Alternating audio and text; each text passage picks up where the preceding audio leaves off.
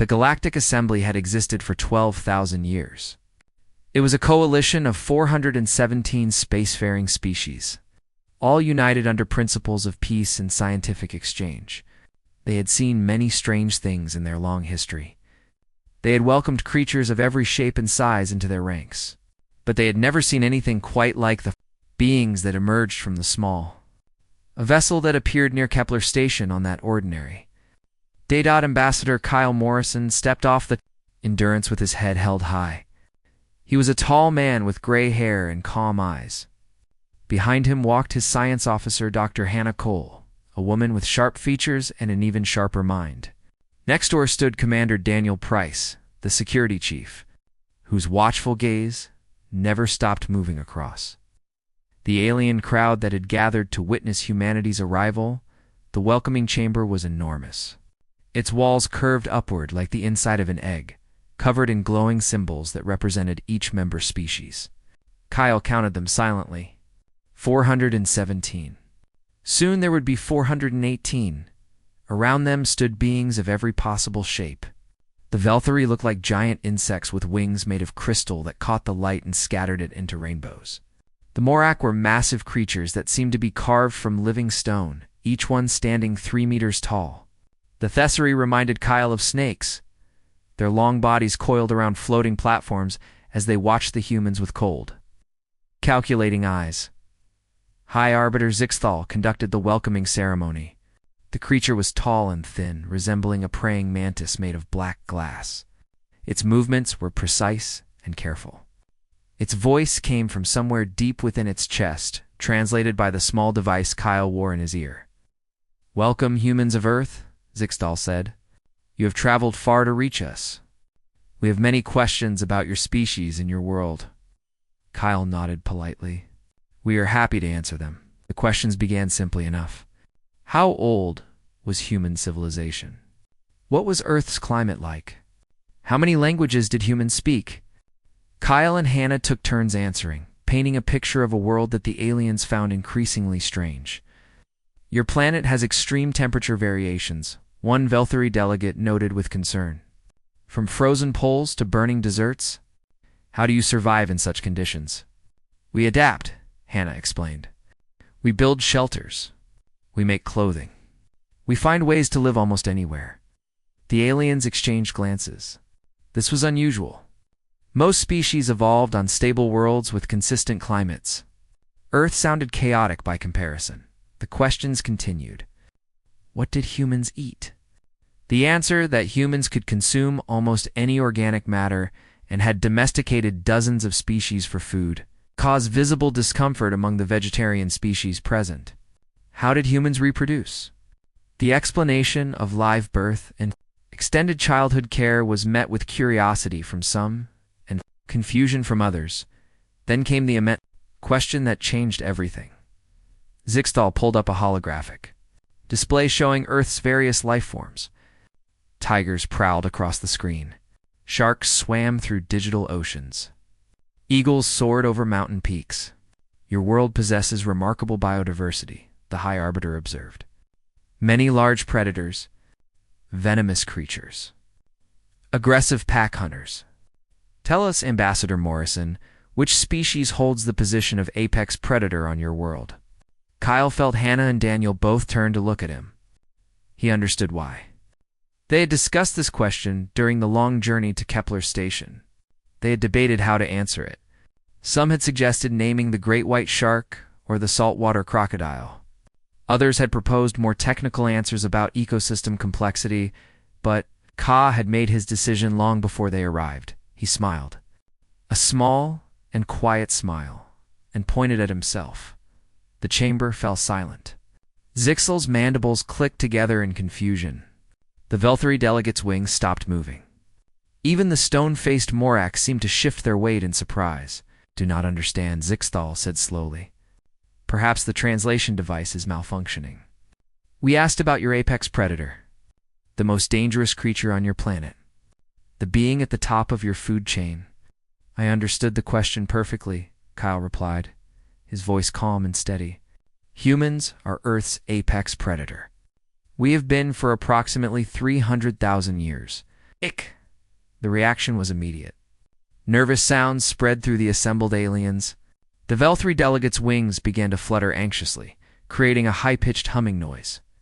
A Morok rumbled something to its companion in a voice like grinding rocks. The Thesari coiled their bodies tighter around their platforms. Fleet Admiral Korath, the Thesari military commander, slithered forward. His scales were deep green, and his eyes never blinked. "This is impossible," he hissed. "Look at yourselves. You have no claws, no fangs, no natural armor. Your bodies are soft and fragile. A single Vel-3 warrior could tear a human apart." Daniel stepped forward, placing himself slightly between Korath and the ambassador. The movement was subtle but clear. "With respect, Admiral," he said quietly, "I would not recommend testing that theory." The tension in the chamber thickened. Korath's eyes narrowed, studying the human security chief. Something in Daniel's posture, something in the way he stood ready without appearing aggressive, made the Thesari hesitate. Zixtal raised one long arm to restore order. "Let us continue this discussion calmly. Ambassador Morrison, please explain your claim. How can a species with no natural weapons achieve apex status?" Kyle nodded. "May I show you something?" He pulled up a small device and projected his own holographic display. "This is human history. All of it.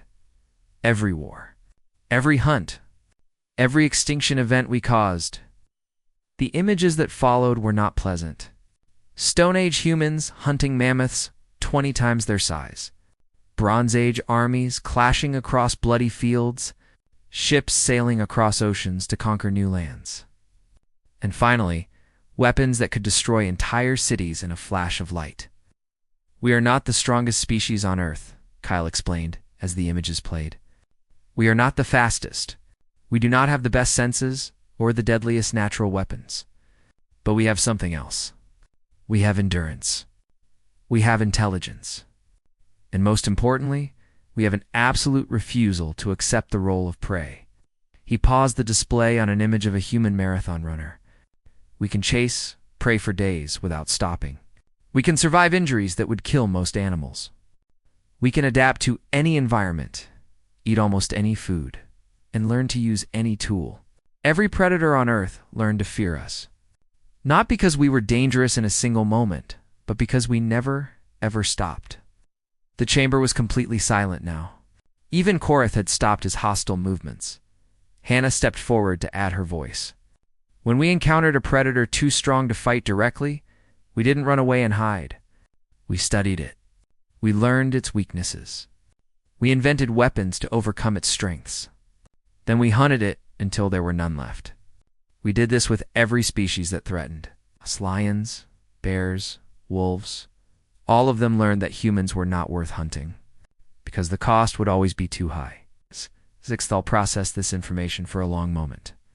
Finally, the High Arbiter spoke. "Your world, Earth. It is not classified as a death world in our records." "Perhaps it should be," Kyle said quietly. Zixtal's mandibles clicked again. This time, in what might have been agreement. "Yes, any world that produces sapient apex predators requires that designation. The classification will be updated immediately." The High Arbiter turned to address the full assembly. "Fellow delegates, we have witnessed something unprecedented today. A species without natural weapons that claims apex predator status through intelligence and persistence alone. This will require careful consideration." Kyle watched the alien faces around him. He saw fear in some, curiosity in others, and in a few, particularly among the older and wiser delegates, he saw something that might have been respect. Humanity had taken its first step into the galactic community, and they had done it by telling the truth about what they really were. The galaxy would never be quite the same. 3 months had passed since humanity's arrival at the Galactic Assembly. In that time, Kyle Morrison had answered thousands of questions, attended hundreds of meetings, and smiled politely at more alien delegates than he could count. But the galaxy was still not convinced about humans. The whispers followed him everywhere. Soft creatures, fragile beings, liars who claimed to be predators. Kyle heard them all and said nothing. He knew that words alone would never convince the assembly. Humans would need to prove themselves. The summons came on a cold morning. Kyle was called before the Security Council, a smaller and more serious group than the main assembly. These were the military leaders of the galaxy's major powers, the beings who decided matters of war and peace. Fleet. Admiral Korath coiled his serpentine body around his speaking platform. His green scales caught the light as he moved. "We have completed our analysis of Earth's historical records," he announced. "We find them deeply troubling." "Which part specifically?" Kyle asked, keeping his face neutral. "All of it," Korath hissed. "Your species has been at war with itself continuously for your entire recorded history. You have developed weapons capable of destroying your own planet. You hunt other species to extinction for sport. You consume toxic substances for entertainment." He paused, letting his words sink in. "You are dangerous, Ambassador. Perhaps too dangerous to be allowed into this assembly." A general thrum of the Morok Confederacy rumbled in agreement. The massive stone creature's voice sounded like an avalanche. "Our researchers are particularly concerned about something called extreme sports. Your people voluntarily risk death for fun. This is not normal behavior." Kyle remained calm. He had expected this moment. "General, what you call abnormal, we call human nature. Yes, we take risks. Yes, we are aggressive. But we are also capable of great cooperation and compassion. We have not destroyed ourselves in 300,000 years. That should count for something, should it?" Korath asked. "Or does it simply mean you have been lucky?" Before Kyle could respond, a new voice entered the conversation. "And yet, they have not destroyed themselves." Everyone turned to look at the speaker. She was Elder Maeve of the Ailer, an ancient species rarely seen in council chambers. The Ailer were beings of pure energy, barely contained in humanoid form. They glowed with soft light that shifted between colors as they spoke. They were the oldest species in the assembly, and their words carried enormous weight. "We have observed the humans carefully," Elder Maeve continued. "They are not simply violent. They are persistent. They are adaptable. They treat death not as an ending to be avoided, but as a challenge to be overcome. This is rare. This is valuable." Korath's scales rippled with irritation. "You cannot be suggesting we accept them fully into the assembly." "I am suggesting we test them," Elder Maeve replied calmly. "Let them prove their nature under controlled conditions. If they fail, we will know our concerns were justified. If they succeed, we will have gained a powerful ally." And so the trial of verification was announced. Every species in the assembly had undergone this trial upon joining. It was a test of survival, meant to push a species to its absolute limits. Candidates were placed in the Crucible, an artificial environment that could simulate the deadliest conditions from 100 different worlds. Most species sent their strongest warriors, their most specialized soldiers. Their genetic elite, Commander Daniel Price, led humanity's team. He selected 12 volunteers, but they were not what the assembly expected. There was Dr. Lisa Murray, a trauma surgeon with steady hands and an iron will. Kevin Torres, an engineer who could build anything from nothing. Sophie Grant, a wilderness survival expert who had crossed deserts and jungles alone. Marcus Webb, a former search and rescue specialist who had pulled hundreds of people from the jaws of death. The rest were scientists, explorers, and ordinary people with extraordinary determination. The Crucible dropped them into a nightmare. The first environment was a frozen wasteland with temperatures cold enough to kill in minutes. Wind howled across endless ice fields. The team had nothing but the clothes on their backs. Most species would have huddled together for warmth, hoping to outlast the cold. The humans did something different. Marcus immediately organized them into rotating work shifts. Kevin salvaged materials from the drop pod to create improvised shelters. Sophie located a cave system that offered protection from the wind. Within 3 hours, they had a functioning camp. The assembly observed through hidden drones. The aliens watching were confused. These soft creatures should have been dying. Instead, they were adapting. The environment shifted after 6 hours. The frozen wasteland became a toxic swamp. The air turned poisonous. Strange creatures lurked beneath the murky water. The humans should have suffocated within minutes. They did not. Lisa performed emergency surgery on the spot. Using salvaged materials and her medical training, she created makeshift filters that allowed the team to breathe the contaminated air. Kevin modified the devices 3 times as conditions worsened. They survived. Day after day, the Crucible threw new horrors at them. Extreme heat, aggressive predators, complete darkness, scarce food and water. Each challenge was designed to break a species. To find their limit, the humans refused to break. When predators attacked on the 5th day, the team did not simply defend themselves.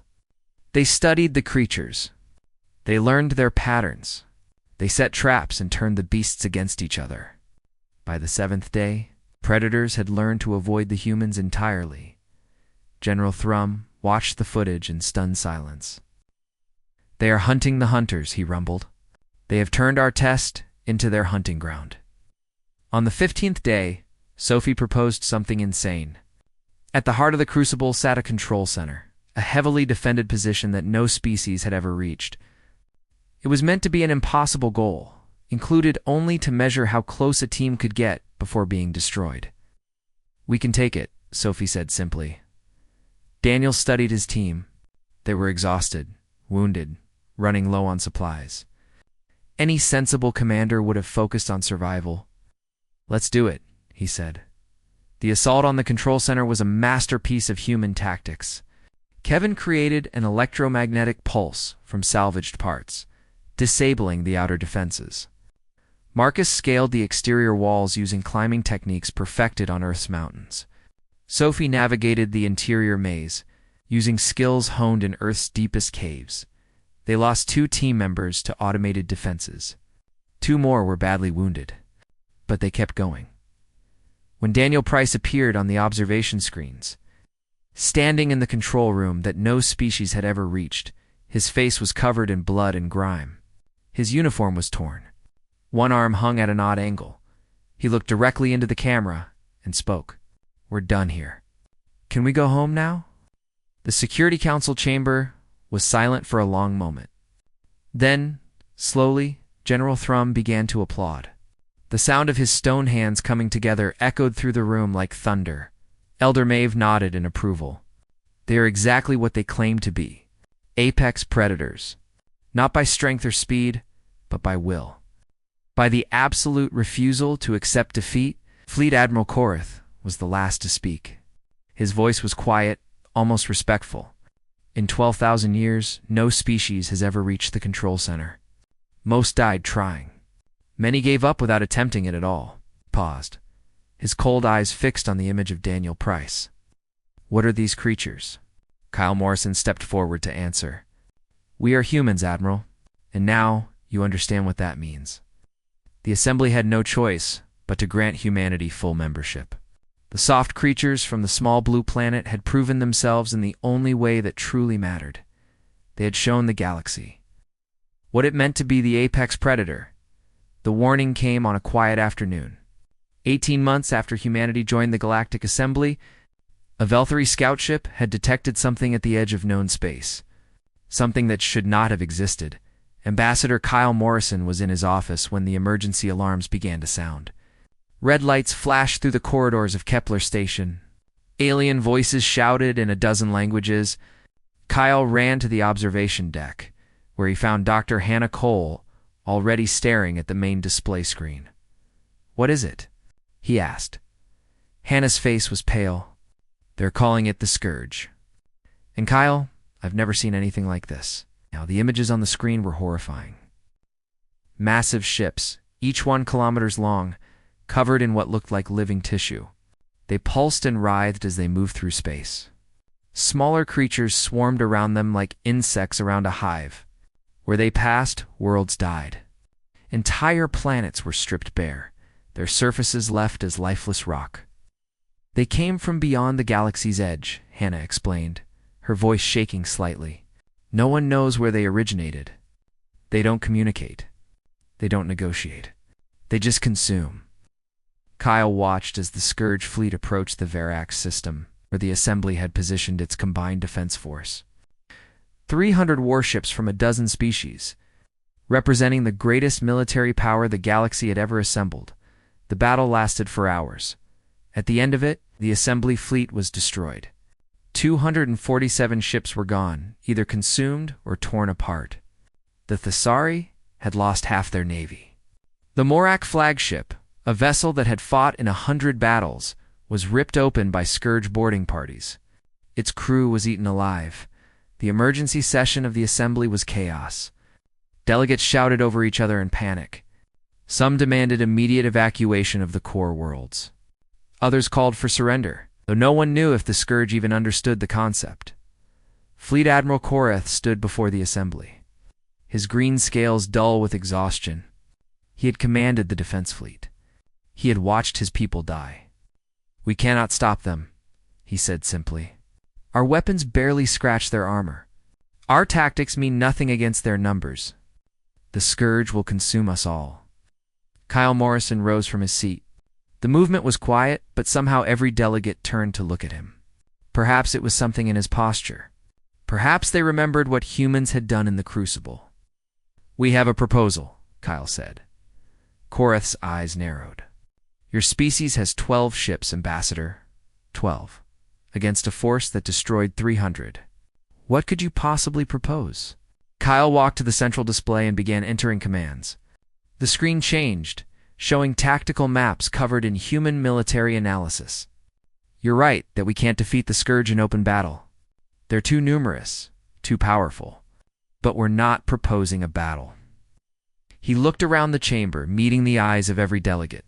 "We're proposing a hunt." Commander Daniel Price stepped forward to explain. He had recovered from his injuries in the Crucible, though he walked with a slight limp now. His voice was calm and professional, the voice of a man who had studied war his entire life. "The Scourge behave like apex predators," Daniel began. "They attack without fear because they've never encountered anything that could threaten them. They follow predictable patterns because they've never needed to be careful. They have supply lines, breeding worlds, command structures. All of these are vulnerable." He pointed to various locations on the map. "Here, here, and here. These are their weak points. They think they're the hunters. They've always been the hunters. They don't know how to be prey." General Thrum rumbled from his platform. "What you're proposing is not a defense. It's an invasion. You want to attack them in their own territory." "Yes," Daniel said simply. "We want to teach them fear." The chamber erupted in arguments. Many delegates called the plan insane. Others pointed out that humanity barely had a fleet. A few, mostly the younger and more aggressive species, seemed intrigued. Elder Maeve silenced the room with a gentle wave of light. "Let the humans explain fully. They have earned that much." Kyle nodded in gratitude. "The Assembly has been thinking about this war wrong. You see the Scourge as an unstoppable force, like a natural disaster. You're trying to survive them, to weather the storm until it passes. But the Scourge aren't a storm. They're predators. And predators can be hunted." He pulled up more data, showing Earth's history of dealing with apex predators. "On our world, we faced creatures far more powerful than ourselves. Cave bears, saber-toothed cats, massive wolves that hunted in packs. They were faster than us, stronger than us, better armed than us. But we didn't hide from them. We didn't run. We learned their patterns. We invented weapons. We hunted them until they were extinct." Hannah took over, explaining the psychological component of the plan. "Fear is a survival mechanism. Every predator understands it, even if they've never experienced it themselves. When something hunts you, when you realize you're no longer safe, your behavior changes. You become hesitant, defensive. You make mistakes." "We're going to hunt the Scourge," Kyle concluded. "Not to destroy them all at once, but to break their confidence. To make them afraid. To turn them from hunters into prey." The Assembly voted that night. The margin was narrow, but humanity's plan was approved. They would receive support from the remaining fleet, supplies, and intelligence. In return, they would lead the counterattack against the greatest threat the galaxy had ever faced. As the delegates filed out of the chamber, Fleet Admiral Korath approached Kyle. The Thesaria's expression was unreadable, but his voice carried a note of respect that hadn't been there before. "I have fought for 300 years, Korath said. I have faced enemies of every kind. I have never seen a species react to certain death by proposing to hunt the thing that threatens them." Kyle smiled his quiet smile. "We're humans, Admiral. It's what we do." Korath studied him for a long moment. "Perhaps, but I must ask, Ambassador, are you truly confident this plan will work? Or are you simply too stubborn to accept defeat?" Kyle considered the question seriously. "Honestly, both. We might fail. The Scourge might consume us along with everyone else. But we won't go quietly. We won't hide in the dark and wait to be eaten. If humanity dies, we'll die fighting. We'll die hunting. We'll make the Scourge pay for every inch of space they take." The Thesari Admiral nodded slowly. "Then perhaps there is hope after all. My species has fought many wars, but we have always fought them defensively. We react to threats. We respond to attacks. We have never tried to become the thing that other species fear." He extended one scaled hand in the human gesture of respect. "Teach us, Ambassador. Teach us how to hunt." Kyle took the offered hand. "That's exactly what we intend to do." The galaxy was about to learn what humanity had known for 300,000 years. There was no creature so powerful that it couldn't be hunted. No predator so feared that it couldn't become prey. The Scourge had made a terrible mistake when they invaded human space. They had awakened something that the universe had never seen before, an apex predator that hunted other. Apex predators. And humanity was just getting started. Captain Nathan Cole stood on the bridge of the Relentless, watching the stars streak past as his fleet moved into enemy territory. Behind him, 12 human warships followed in perfect formation. Around them, another 28 vessels from various assembly species kept pace. 40 ships in total. A tiny force compared to the Scourge Armada, but Nathan was not worried about numbers. Numbers were for conventional warfare. "This was a hunt," status report he called out. Lieutenant Amy Shaw checked her tactical display. She was young, barely 30 years old, but she had the calm focus of a veteran. "All ships in position, Captain. We're approaching the Kethany sector. Scourge breeding world is 2 hours away." Nathan nodded. The breeding worlds were where the Scourge reproduced, creating the endless swarms that overwhelmed their enemies. Standard military doctrine would have called for a fleet engagement, ship against ship. Nathan had no intention of following standard doctrine. "Prepare the drop teams," he ordered. "And Amy, broadcast our approach on all frequencies. I want the Scourge to know we're coming." Amy looked up in surprise. "Sir, we'll lose the element of surprise." Nathan smiled grimly. "No, we'll gain something much more valuable. Fear." The message went out across the sector. Human ships were approaching. Human soldiers were coming. The soft creatures that the Scourge had heard about. The ones without claws or fangs were invading their space. On the breeding world below, millions of Scourge organisms gathered. They sensed the approaching ships. They prepared for what they assumed would be another easy feast. After all, what could soft, weak creatures do against the might of the Scourge? The drop pods fell through the atmosphere like metal rain. Inside each one, human soldiers checked their weapons and prepared for combat. They knew what waited below. They had seen the footage of what the Scourge did to their victims. They went anyway. Sergeant Victor Lopez led the first squad to touchdown. The moment the pod doors opened, he was met with a wall of chitinous bodies. The Scourge surged forward, thousands of them, mandibles clicking in anticipation of the kill. Victor raised his weapon and fired. The plasma bolt tore through the first wave of creatures. His squad spread out behind him, creating overlapping fields of fire. "Controlled bursts," he shouted over the noise. "Don't waste ammunition. Make every shot count." The battle that followed would become legendary. Human squads fought their way through endless waves of Scourge organisms, advancing meter by bloody meter. When they were surrounded, they didn't break and run. They formed defensive circles back to back and kept fighting. Private Maria Santos took a wound in the first hour. A scourge claw tore through her armor and buried itself in her arm. She killed the creature that wounded her, then used her combat knife to cut away the damaged tissue before the scourge poison could spread. She bandaged herself with one hand while continuing to fire with the other. When the medical team tried to evacuate her, she refused. "I'm not done yet," she said simply. Dr. Hannah Cole observed the battle from the Relentless, documenting everything for the Assembly's records. She watched human soldiers perform acts that should have been impossible. She saw Victor Lopez hold a choke point for 3 hours against continuous assault, rotating his squad members to maintain fire discipline even as ammunition ran low. She recorded Maria Santos, arm wrapped in bloody bandages, carrying a wounded comrade to safety while firing at pursuing scourge. But the most important observation came later. "Captain," Amy called out, her voice tight with surprise. "The scourge are retreating." Nathan turned to look at the tactical display. She was right. The massive swarm that had surrounded the human positions was pulling back. Creatures that had never known fear were running away. "They're not retreating because we're winning," Hannah said softly over the communication link. "We haven't killed enough of them for that. They're retreating because they don't understand what's happening. They've never encountered prey that fights like this. They don't know how to respond." Nathan understood immediately. The scourge were predators, pure and simple. They attacked. They consumed. They moved on. They had no experience with creatures that refused to be eaten, that kept fighting no matter the cost.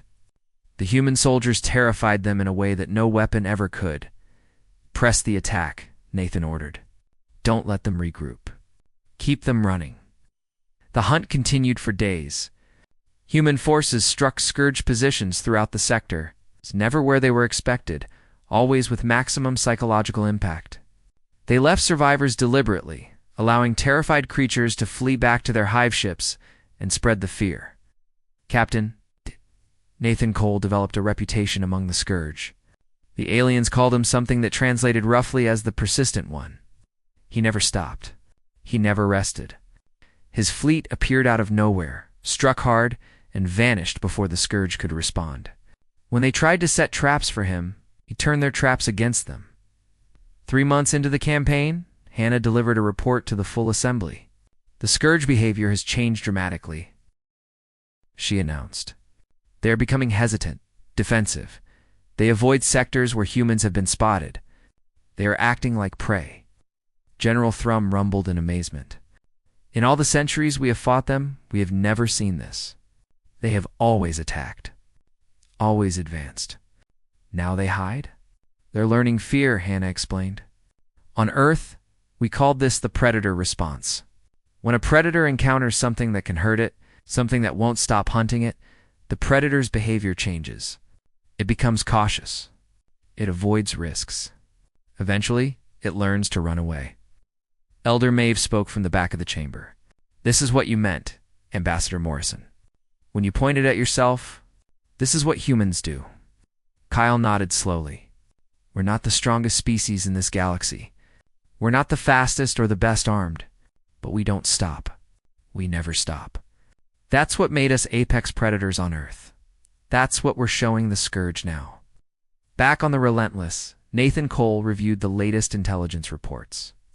The scourge were massing their remaining forces around their home world, a massive planet deep in their territory. They had abandoned their expansion, recalled their scattered fleets. They were preparing for a final stand. Amy looked at the display with worry in her eyes. "They're consolidating. All of their remaining forces in one place. It's a defensive formation." Nathan nodded. "They're doing what prey does when cornered. They're gathering together for protection." "Akala, but sir, that's still an enormous force. Hundreds of ships, billions of organisms. If we attack them there, we'll be outnumbered 1,000 to 1. Nathan turned to look at his bridge crew. These were his people, his pack. They had followed him into the depths of hell and fought their way back out again. They trusted him completely, and we'll need to be smart about it, he said. Prepare for the final hunt. The galaxy was about to witness something unprecedented. A species of soft-bodied, clawless creatures was about to assault the homeworld of the deadliest predators in the universe, and they were going to win. Not because they were stronger, not because they were more numerous, because they were humanity. And humanity never stopped hunting. The final battle began at dawn, though in space there was no true dawn. Captain Nathan Cole simply chose the moment and called it so. His fleet of 40 ships faced the remaining Scourge Armada above their homeworld. A twisted planet covered in organic structures and pulsing with dark life.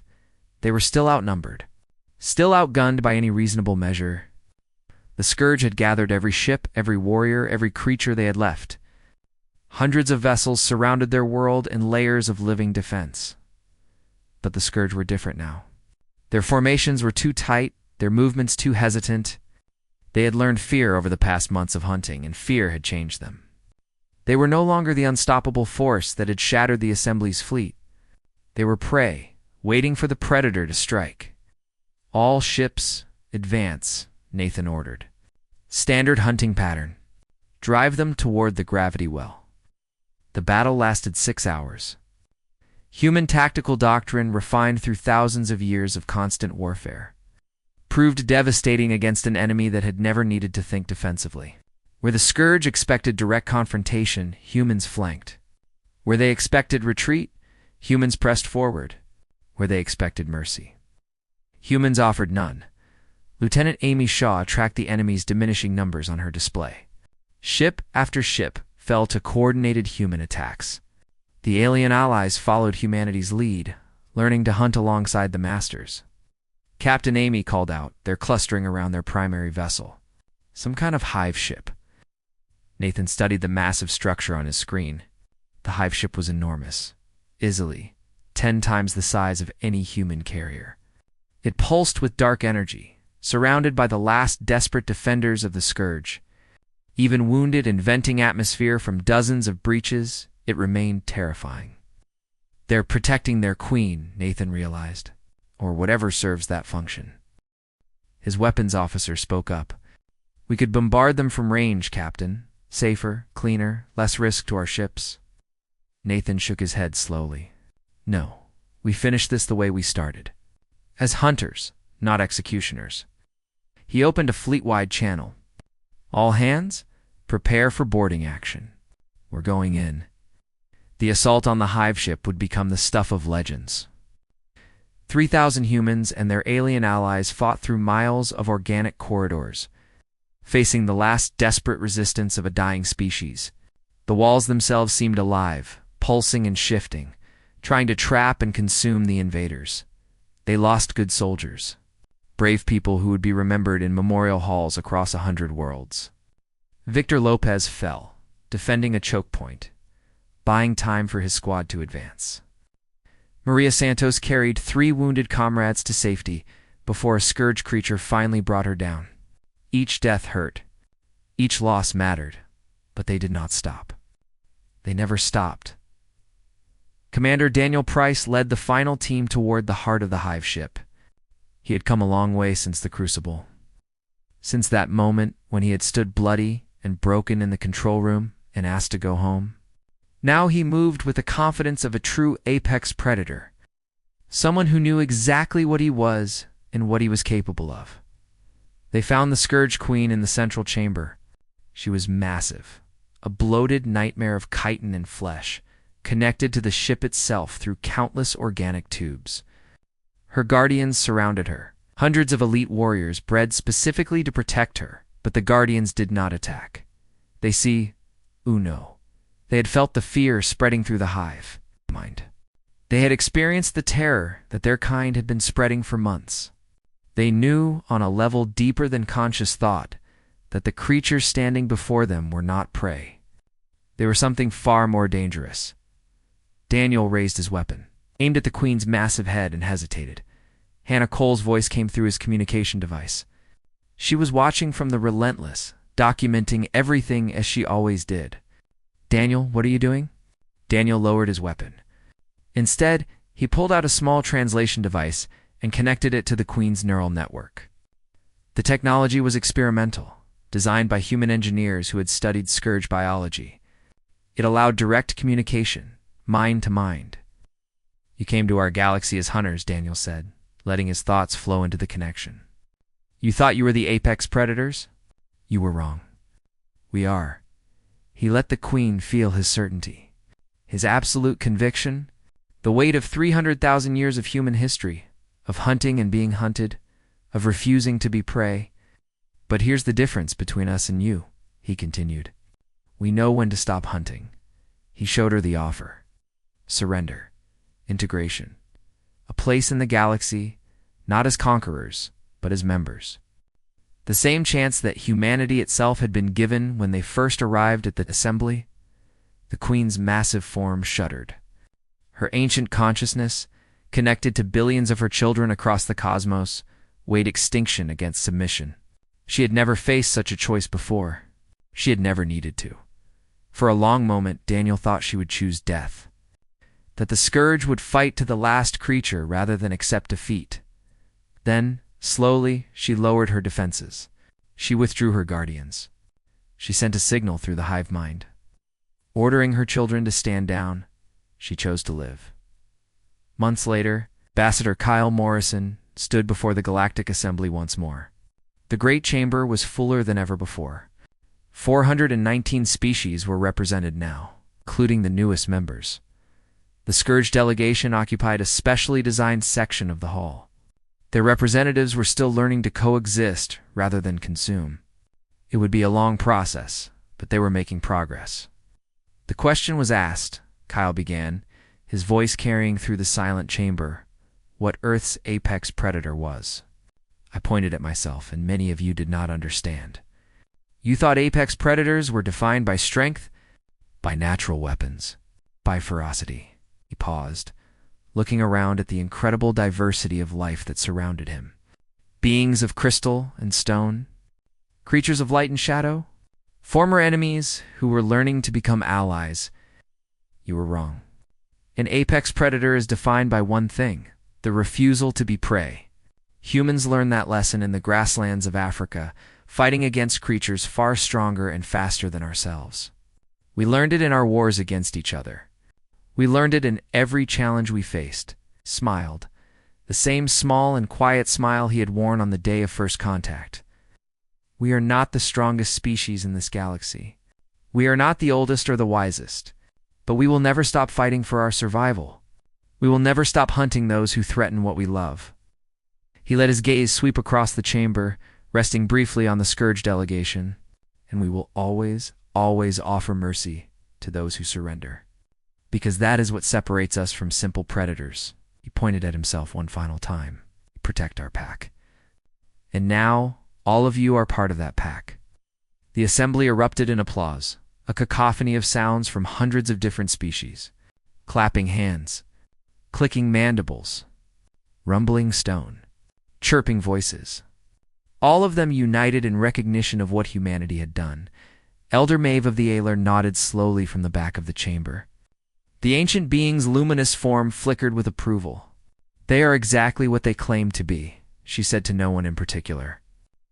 "And perhaps exactly what this galaxy needed." Fleet Admiral Korath approached Kyle after the session ended. The Thessary's scales gleamed in the light, and his cold eyes carried something that might have been warmth. "You have changed everything, Ambassador. The way we think about war, about survival, about what it means to be strong." Al shook the offered hand. "We just showed you what we are, Admiral. What we've always been, apex predators," Korath said. "Humans," Kyle corrected gently. "Just humans." He walked out of the chamber and stood at the observation window, looking out at the stars. Somewhere out there, Earth continued to spin, the small blue world that had produced such strange and terrible creatures. His people. His pack, the galaxy, had a new guardian now.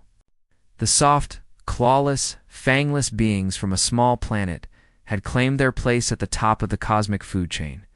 They had done it the same way they always had, by refusing to be anything less than what they were. Humanity, Earth's eternal, its apex predator. And they were just getting started.